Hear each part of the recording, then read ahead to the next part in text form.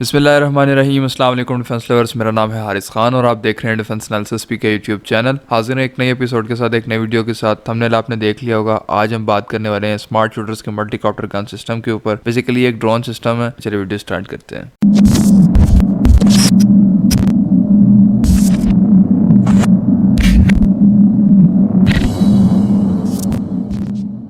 सोइवर्स, हम ड्रोन्स के ऊपर बात कर रहे थे। आज की वीडियो बेसिकली मैंने आपको एक बात बताई थी कि ड्रोन्स जो मॉडर्न वॉरफेयर है इसके अंदर बहुत ज़्यादा इनकॉर्पोरेटेड है। आप ये समझे कि इनका आगे वाली वॉरफेयर के अंदर बहुत ज़्यादा इंपॉर्टेंट रोल होगा। देखिए मैं आपको गिनवाता हूँ। सबसे पहले एयर टू एयर रिफ्यूलिंग होगी, उसके ऊपर मैंने वीडियो बनाई हुई है। MQ-25 स्टिंगरे देखना चाहते हैं, मैं लिंक डिस्क्रिप्शन में छोड़ दूंगा, जरूर चेकआउट कीजिएगा, बहुत इन्फॉर्मेटिव है। उसके बाद एयर टू एयर रिफ्यूलिंग के बाद ISR मिशन जितने भी हैं, लाइट अटैक के जो मिशन हैं वो भी ये करता है। लाइट अटैक के मिशन में ये वाला ड्रोन भी आता है जिसकी मैं आज बात करने वाला हूँ, लेकिन मैं फर्दर जाके एक्सप्लेन करूंगा। ये बहुत ज्यादा डेप्थ में चला गया उस हिसाब से। फिर अगर आप देखें ड्रोन्स, मैं अगर आपको मिसाल दूं कि एक चीज़ है, आप एक काम है आपने करना है, उसके ऊपर आपका 100 रुपये भी खर्चा आता है। वही काम आपके एक दूसरा बंदा कहता है भाई मैं 50 रुपये में कर दूंगा, अगला बंदा कहता है मैं 20 रुपये में कर दूंगा। तो डेफिनेटली आप देखोगे अगर वही वाला काम उसी अच्छे तरीके से 20 रुपये में भी हो सकता है और वो अगला बंदा उसको 100 रुपये चार्ज कर रहा होगा, तो डेफिनेटली आप उसको 20 रुपये में चार्ज करेंगे। सेम यही सिनेरियो ड्रोन वाला है। पहले आप देखें, लाइट अटैक के लिए भी आप हेलीकॉप्टर यूज करते थे, क्लोज एयर सपोर्ट के लिए आप हेलीकॉप्टर यूज करते थे, जहाज भी क्लोज एयर सपोर्ट के लिए, जिस तरह अमेरिकन A-10 थंडरबोल्ट है। पाकिस्तान जो है ये काम जो है वो GF-17 से ले रही है। बेसिकली मिराज से लेती रही है, लेकिन मिराज अब थोड़े डिफरेंट रोल के लिए इस्तेमाल कर रही है पाकिस्तान एयरफोर्स। अब जो क्लोज एयर सपोर्ट के लिए GF-17 थंडर हमारे इस्तेमाल हो रहे हैं। GF-17 थंडर में मसला क्या है, एक बड़ा जहाज है, उड़ता है, एक सॉर्टी के अंदर जो है वो कंजप्शन उसकी बहुत ज्यादा है, मतलब फ्यूल खर्च करता है। उसके बाद उसके अंदर एक पायलट बैठा होता है। डेफिनेटली उसको मैनेज करना, उसको एक जगह पे एंगेज रखना, ये काफी एक्सपेंसिव प्रोसेस है। उसको हर किस्म के, मतलब आप भी देखेंगे एक सॉर्टी के बाद उसको कुछ मेंटेनेंस की जरूरत पड़ती है, कुछ ग्राउंड क्रू उसको मेंटेन करता है। तो डेफिनेटली ये काफी बड़ा खर्चा है। ड्रोन्स के मामले में ये सीन है कि काफी हल्के हैं, काफी सस्ते हैं, इनको ज्यादा फ्यूल की जरूरत नहीं पड़ती, जो है हर वक्त आपके पास रेडी होते हैं। दूसरी बात यह है, मैंने आपको अपनी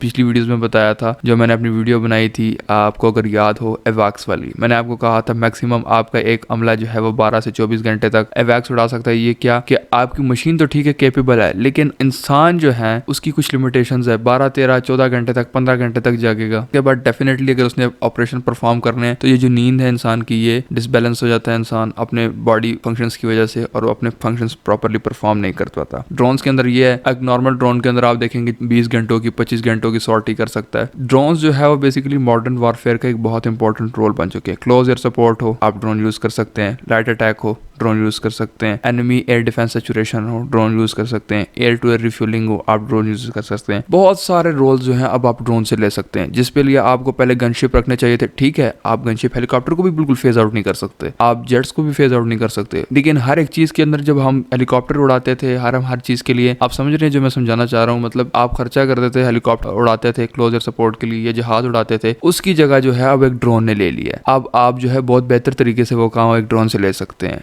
आप इन बड़ी मशीन्स को बिल्कुल फेज आउट नहीं कर सकते, मैं बार बार यही कह रहा हूँ, लेकिन जो हर एक छोटी छोटी चीज के लिए उड़ाते थे बार बार, अब वो काम खत्म हो गया। अगर आपको मैं एक छोटी सी मिसाल दूं, लैंड के अंदर आपने आर्मर पर्सनल व्हीकल है, उसको तबाह करना है, जिसको APV कहते हैं आप। इसके अलावा जो है आपने एक टैंक है डिसेबल करना है, उसके लिए आप जो है पहले गनशिप हेलीकॉप्टर उड़ाया करते थे, अब आप UAV को उड़ा के जो है उसको डिसेबल कर सकते हैं। अगर आपने किसी किस्म का माइक्रो मिशन डिजाइन किया हुआ जो टैंक को डिसेबल कर सकता है, तो डेफिनेटली आप उसके साथ लगाएं, ड्रोन उड़ाएं, वो अपना काम करके आ जाएगा। इसके बाद अगर नेवल साइड के ऊपर आप चले जाएं, नेवल साइड के ऊपर आपने पूरा एरिया स्कैन करना है। पहले आप मैरीटाइम पेट्रोल एयरक्राफ्ट यूज किया करते थे, बहुत बड़े बड़े एयरक्राफ्ट है, खर्चा भी ज्यादा है, उनके अंदर इक्विपमेंट्स और गैजेट्स भी लगे होते हैं, उनको मेंटेन करना बहुत मुश्किल होता है। तो डेफिनेटली अब आप ऐसा काम करें, 3-4 UAVs एक साथ उड़ाएं, उनके अंदर रेडार बेस्ड मटेरियल लगाएं, वो पूरा एरिया आपका स्कैन कर रहे होंगे, बात खत्म हो गई। ISR मिशन जो है वो भी वही अच्छे तरीके से कंडक्ट कर लेंगे। तो ये एक ऐसा सिस्टम है कि ये एक बहुत कारआमद मशीनरी है और एक चीप सोल्यूशन आपके पास मौजूद है। खैर आते हैं अपने शार्प शूटर की, जो उन्होंने अभी नया हेक्साकॉप्टर इंट्रोड्यूस करवाया, उसके ऊपर आते हैं। उसके अंदर बेसिकली क्या है, एक बहुत मॉड्यूलर सा सिस्टम है। हेक्साकॉप्टर है, उसके नीचे एक बहुत ज्यादा डेप्थ में क्लोज एयर सपोर्ट देने के लिए एक गन लगा दी गई है, ठीक है, और गन के ऊपर स्कोप लगी हुई है। शार्प शूटर्स के बारे में अगर मैं आपको थोड़ा सा बताऊं, इनकी हिस्ट्री ये है कि ये जो भी मशीन बनाते हैं बहुत एक्यूरेटली बनाते हैं और उनका कॉम्बिनेशन बहुत डेडली होता है, मतलब एक्यूरेसी के लिए बहुत ज्यादा जबरदस्त होते हैं। अगर ये एक चीज को लॉक कर लेते हैं तो फिर उसको हिट करके दम लेते हैं।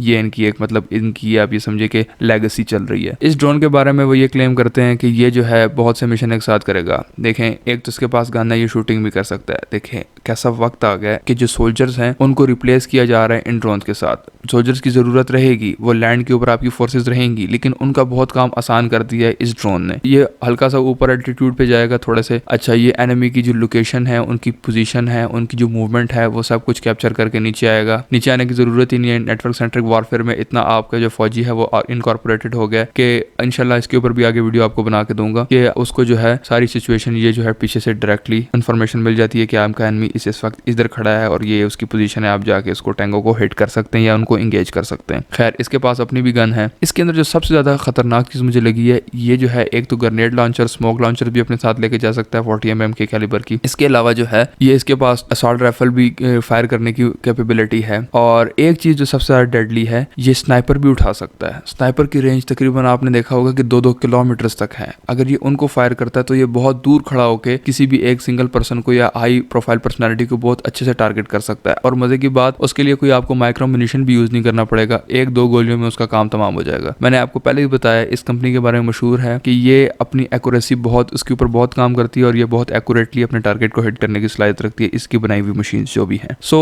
इसके केस में भी यही कहते हैं कि अगर आप समझते हैं कि यार आपके सोल्जर्स को खतरा है, आप उनके साथ इनको इनकॉर्पोरेट करें, ये आपके सोल्जर्स को ट्रैक करेंगे। अगर कोई खतरा दूर से नजर आएगा इसको, ये पहले ही इन्फॉर्म कर देगा कि भाई आपके साथ ये मसला होने वाला है, प्रिपेयर फॉर इट। ठीक है, ये जो है आपके जो एनिमीज हैं कि वो आसपास, अगर आप वो छुपा हुआ है, आपको समझ नहीं आ रही कि किधर है, तो ये डेफिनेटली अपनी वो आप कह सकते हैं ना एआई को यूज करते हुए ना उसको पॉइंट आउट कर देगा, आपको वॉरफेयर में आसानी कर देगा। दूसरी बात, इसके पास असॉल्ट का अपना भी ऑप्शन है कि उसके ऊपर फायर करके ये खुद भी उसको किल कर सकता है। तीसरी बात यह है, स्मोक लॉन्चर्स या ग्रेनेड लॉन्चर्स को यूज करके उनके ऊपर ग्रेनेड भी फेंक सकता है और उनको स्मोक भी कर सकता है, वो उनको ब्लाइंड करके। अगर आप उनको रंगे हाथों पकड़ना चाहते हैं तो ये वाला सीन भी काफी उसके अंदर आसानी कर देगा। उसके बाद जो है, जो स्नाइपर वाला है, ये हो सकता है कि इसके अंदर ऐसी स्नाइपर यूज की गई हो जिसकी 1 किलोमीटर रेंज हो, 600 मीटर्स की रेंज हो, 2 किलोमीटर की रेंज हो, तो डेफिनेटली ये उसको उस तरीके से टैकल करके ये जो है ड्रोन हेक्साकॉप्टर जो है ये बेसिकली उसको हिट करेगा उस हिसाब से। तो मैं समझता हूँ ये काफी कंसर्न वाली बात है। डेफिनेटली ये वाली टेक्नोलॉजी जो है हमारे खिलाफ भी यूज होगी, हमारे सोल्जर्स के खिलाफ भी यूज होगी, क्योंकि पाकिस्तान के जो 2 बड़े एडवर्सरीज हैं वो खुल के बोलते हैं, एक इंडिया, एक इजराइल। इजराइल के साथ हमारा फड्डा ये है बेसिकली, हम इस्लाम के नाम पे बने हुए हैं, हम मुस्लिम्स हैं अल्हम्दुलिल्लाह, और वो जो है वो आप ये समझे ज्यूइश हैं, ज्यूज हैं, यहूदियत के नाम के ऊपर बने हुए हैं, और वो जो है बेसिकली हम अपना दुश्मन मानते हैं। बात फिर डेप्थ में चली जाती है, बस ऊपर ऊपर इतना ही मैं आपको बता सकता हूँ। इसके अलावा जो है वो खुल के बोलते हैं हमारा एक्चुअल मसला जो है वो पाकिस्तान के साथ है, हम ईरान को भी इतना बड़ा मसला नहीं समझते अब तक, जब तक उसके पास न्यूक्लियर वेपन्स नहीं है। जब उसके पास आके तो उनके लिए वो भी बहुत बड़ी सरदर्दी हो जाएगी। बाकी जो अरब कंट्रीज है उनको वो किसी खाते में नहीं समझते, और जो आसपास के कंट्रीज है उनको तो वैसे उन्होंने आइसोलेट करके रखा हुआ है। मैंने अपनी पिछली वीडियो में बताया कि किस तरीके से उन्होंने उनके साथ किया है। तो ये थी आज की वीडियो, ये थी आज की इन्फॉर्मेशन। उम्मीद करता हूँ आपको पसंद आई होगी। अच्छी लगी तो वीडियो को लाइक कर दीजिएगा। एक और रिक्वेस्ट आपसे, अगर आपको लगता है आप मेरा कंटेंट इंप्रूव करवा सकते हैं, कमेंट सेक्शन में अपना कमेंट जरूर छोड़िएगा। और अगर आपको किसी नेक्स्ट टॉपिक पे वीडियो चाहिए तो सजेशन आप रेकमेंड कर दें, इंशाल्लाह मैं जरूर कंसिडर करूंगा। अगर आप नए हैं चैनल पे, सब्सक्राइब करके जाइएगा, बेल आइकन पे प्रेस कर दीजिएगा। मिलते हैं नेक्स्ट वीडियो में, तब तक के लिए अल्लाह हाफिज। पाकिस्तान जिंदाबाद।